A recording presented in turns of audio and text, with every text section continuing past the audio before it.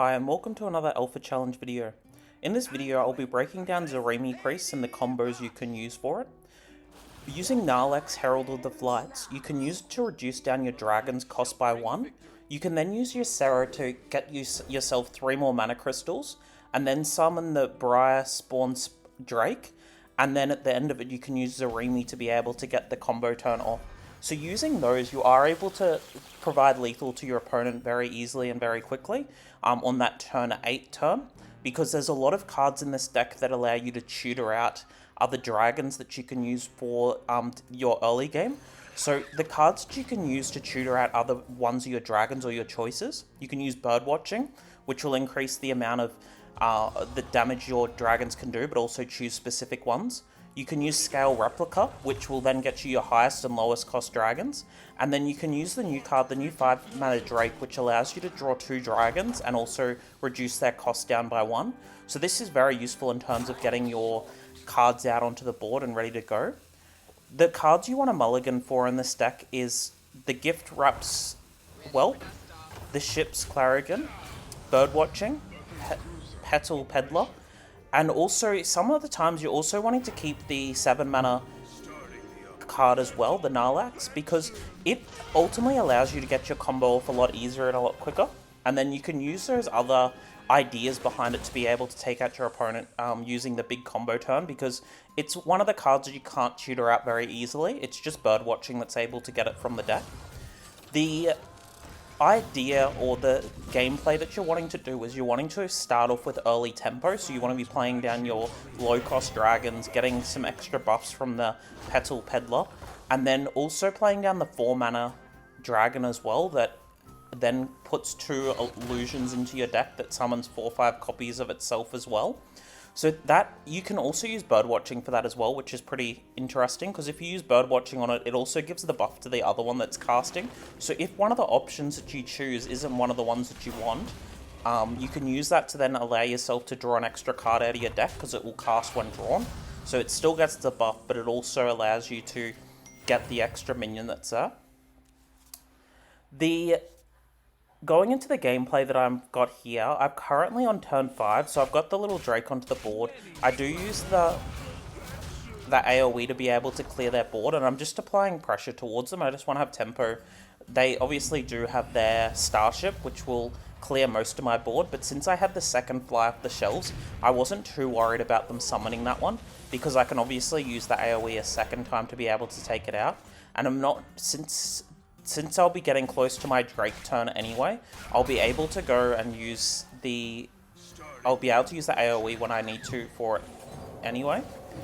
So I play down my cards that are there, the rest of my hand. I did draw into the Naralex, which means that I'll be able to use it to create the Drake, the big Drake at the end of this turn, at end of turn 8. But as you can as well, you can use your Sarah to be able to get it out as well, so you can get your Sarah and then the 2 Drakes, or you can use this Sarah to get Zarimi. So with that, you're able to apply a lot of pressure towards your opponent, because it attacks that same turn, so it applies that lethal damage to your opponent. So I just drew into my next card. I drew into Repackage. I'm just healing up. There's not really anything I want to do this turn. I just want to apply a bit of pressure towards my opponent. If my opponent does get a wide board, I can just play the Repackage onto them, and it will mean that they won't be able, like, it will essentially stall for an extra turn. And that's, in reality, what you're trying to do if you do end up losing the board. You just want to apply stall towards them. So, yeah, at the moment, I'm not really having to worry too much. Like, I just need to do Hero Power and pass that turn, because I'm just waiting till my opponent, or waiting till I'm able to get the last bit of damage down to my opponent. So I'm just applying a tiny bit of pressure using the minions that I have here. They can do a little bit using their stuff that they have, and a Repackage in general would obviously clear their board that's here. So I'm just waiting to see. I'm just waiting to get a card that I can use to be able to give me extra turn and extra power. Drawing into the Tormented Dragon, I'm able to use that because I can use it going into the future turns to be able to hold against my opponent, and obviously it means that I'll be able to draw some extra cards using it too. And I'm hoping that I will be able to get some of my higher cost cards. They end up using the Artist to be able to get a bunch of the Drakes, so they are now at the point where they are in a significantly big power spike as well. I did draw into the Peddler and the Zarimi here, so it means that I will be able to deal enough damage to them using the cards that are here. So I play down the Naralex, and then I play down the Zarimi as well, and that ends up at the moment generating the 13 damage on board, and then I'm just waiting till the next turn because I can play down the Drake to be able to get the last bit of damage onto them. I could have opted for the other way, but I did want to make sure that I'd obviously have enough damage just in case, because with the Drake, when it hits into any of these minions, it would be able to clear it. It would clear the Drake, so I didn't want to risk, just in case, not having enough damage that's there. In general, it didn't really matter too much, because I think in total I did have enough damage either way, that it meant that I could push an extra 2 damage using the Peddler first, because the Drake would hit into anything, it would die that turn. The next turn when I passed, I'd be able to deal that damage anyway. Going into this game, I'm playing against a Mage, so Mage is still generally playing the Protoss package. Obviously, with the nerfs that's happened to Chrono Boost, it does make it a lot weaker. I end up just full keeping this hand because in general, Protoss Mage is a relatively slow archetype. Having the 4-cost Dragon means that I can stall out the mid-turns where they can have the Chrono Boosts occurring. The Scales will be able to get me my later game Drakes as well. I end up playing down the Whelp here. It just means that I'm applying some pressure towards them. They obviously do just have the 1/3 on the board as well, so they're not really doing too much against it. And if they use a card that, so if they didn't use the drink, it means that I can just clear the 1/3, and I obviously get some extra. They don't get the extra value coming from the armor gain that can occur for it. And I just play down the Scale Replica to be able to draw some extra cards. They use their Chrono Boost this turn, so they can either trade or they can go face. It doesn't really matter, like, it wouldn't provide any difference for them. And I do draw into the Fly Off the Shelves here, so I just am holding that for a future turn when they do play down a few of their minions onto the board, because I obviously do have a few dragons that are sitting in my hand. They end up using the Chalice to be able to clear my Drake, which means that they are obviously still sitting with the 3/4 onto the board. I could obviously use the Fly Off the Shelves this turn if I wanted to be able to clear it, but in general it's not really going to be worth it. So I just use I play down my 2 ships Clergians down, and then I just pass over to them. Next turn I'll be playing down the 5-mana Drake to be able to get some more dragons into my hand, and it will mean that I'll obviously be able to clear some of the minions that they are summoning here. They use the Photon Cannon to be able to get some extra reduction of their minions, so they'll get the reduction down onto the Colossus. But in general, like, I'm not really too worried because I can obviously play down the Drake to be able to deal quite a lot of damage to them. I do have the 5/5 on my board as well, so they end up deciding to clear my 5/5, so I end up getting the extra dragons coming into my hand. The illusions end up getting summoned, so it means that they aren't able to deal any extra damage towards me as well.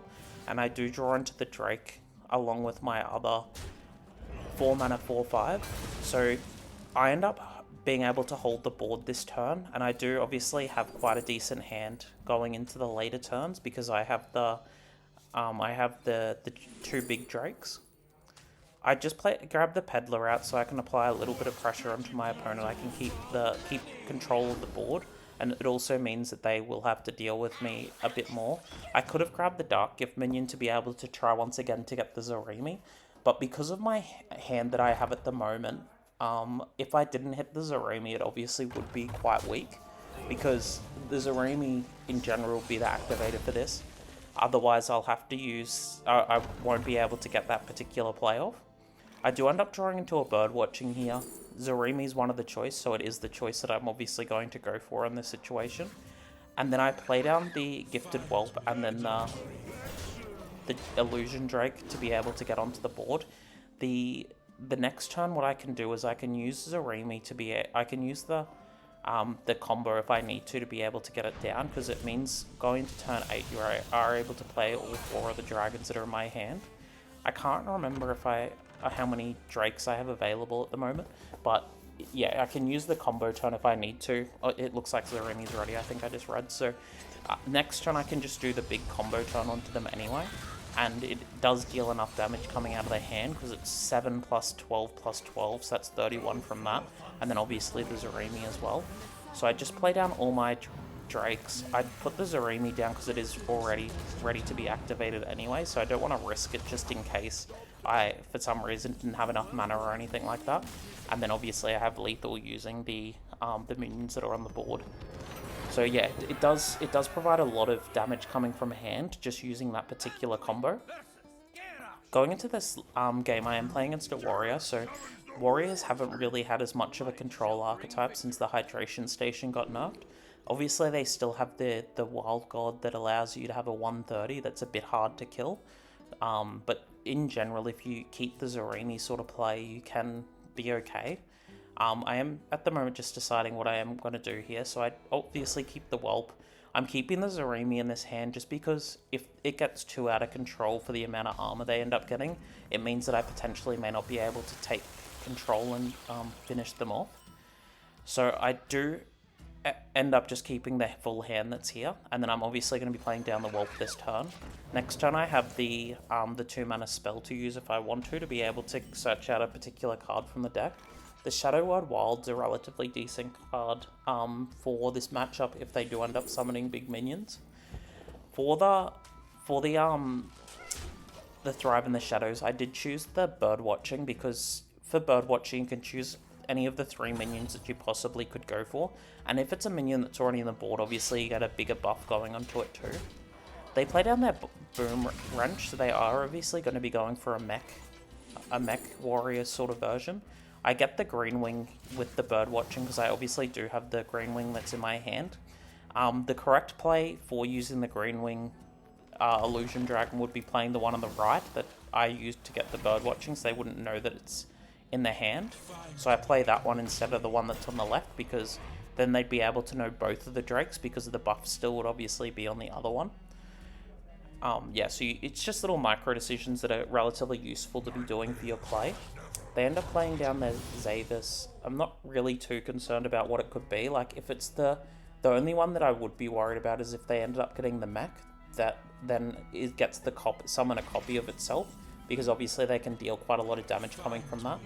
I do end up playing down the other Drake from my hand because it's obviously the strongest minion that I have available. There's not really any point using a Bird Watching at the moment for it either. They end up playing down their testing dummy, so they did obviously get it from the Dark Gift, but luckily they didn't get one that has the buff onto it. They end up getting the proc off, and then obviously they end up clearing my other Illusion Drake that's here. I can, if I want to, use the Shadow Word Ruin here if I want to be able to clear the 6/10. I did draw into one of my illusions as well. I used the Shadow Ruin here first because if I ended up finding another illusion with my Bird Watching, well, I did use a heal, but if I did find an illusion with my Bird Watching, I more than likely would choose it, but it means that the Shadow Word Ruin would be clearing that because it would have the extra buff going onto all of them. They end up getting the Mixologist, so in general they're going to be looking for like the Freeze one, the deal 3 damage one, or the Resurrect one to be able to get the extra mech out of their from their pool. They use the Assemble of the Alloy to be able to get some extra cards out. I do end up finding the illusion with the Bird Watching, so I'm just deciding what the best play is, because if I choose that, it means that it's not giving the activator for Zarimi, because Zarimi's been changed from play the minions down to has been changed to play the minions rather than summon the minions. I end up using the Scale here to be able to draw some extra cards to apply some pressure towards my opponent, and then I'm just going face with the Taunt minion. There's no real reason to trade in that situation because I'm dealing a lot more damage than them. They can obviously get a favourable trade, but with the hand that I've got, I do have lethal coming up relatively soon if I need to anyway. They end up using the Chemical Spill to be able to get their Wild God out of their hand, which is quite strong for them because now it's a 2/25. And this deck doesn't really have an easy way to clear it. Bob the Bartender obviously would have been quite useful with the previous, before it got nerfed, but you can't do that anymore. I play down the ship's Clergian, and I play down the 5-mana Drake as well, and I just deal some damage onto the wildcard minion. It's going to be obviously quite difficult to clear. Like, I don't really want to deal all the little bits of damage into it because I didn't want it to get too big. Unfortunately, they end up getting the carnivorous cubicles. They are obviously able to get it out of their hand, and then obviously get an extra copy onto their field. So and with the hand that I've got, I do obviously have enough damage if I need to be able to clear it. Yeah, so like, I'm just now trying to get the Zarimi set up for it as well. So I'm just trying to opt my damage for the correct amount of output that I need for it. So I just put the minions in a certain order to be able to trade correctly into it. My Zarimi at the moment isn't dealing lethal, so doesn't have the proc, so I'm just obviously needed to play the other Drake down to be able to get it. And now I'm just gonna hold this turn because I don't want it to get any bigger. Because with the Drake, I don't want the Drake to go into it and then it kill the Drake, because the Drake obviously will be useful going into the next turn to be able to deal extra damage onto the cubicle. So I trade my 5/5 into it, and then I just go face with the rest of the minions that are here, and then the Drake, if I needed it to, it would obviously be able to knock out the cubicle as well. So yeah, I hope that you've enjoyed this video. If you're enjoying the content, please like and subscribe, and bye for now.